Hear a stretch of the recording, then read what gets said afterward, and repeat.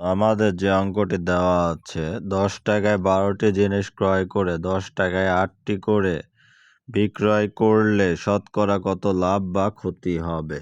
তাহলে আমরা লিখতে পারি ১২টির দাম ১০ টাকা, একটির দাম ১০/১২ টাকা। এখান থেকে যদি আমরা ২ দিয়ে কাটি ৫, এখানে ৬। তারপরে বলছে যে ১০ টাকায় ৮টি করে বিক্রয় করলে, তাহলে ৮টির দাম হলো ১০ টাকা, একটির দাম হবে ১০/৮ টাকা, ৫ দোকানে ১০, ৪ দোকানে ৮, এই ৫/৪ টাকা। এখন অবশ্যই এটা লাভ হবে, যেহেতু আমি ১০ টাকায় ১২টি কিনতেছি এবং ১০ টাকায় ৮টি বিক্রি করতেছি, তাহলে অবশ্যই এটা লাভ হবে।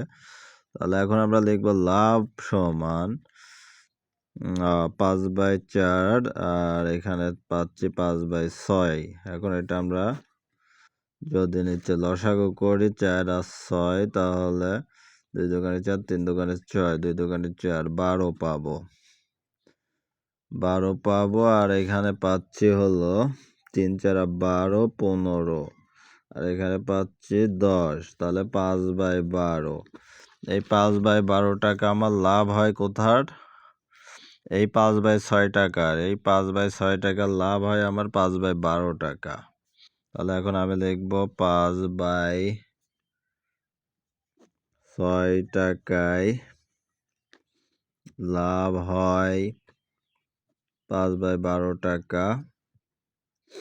১ টাকায় লাভ হয় ৫/১২, আর এই ৬ উপরে চলে গেল, ৫ নিচে থেকে গেল।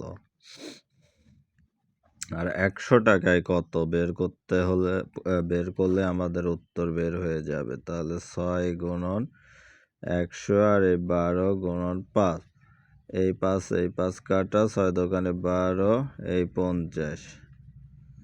তাহলে এই ৫০% হবে হচ্ছে আমার শতকরা লাভ। এটাই উত্তর।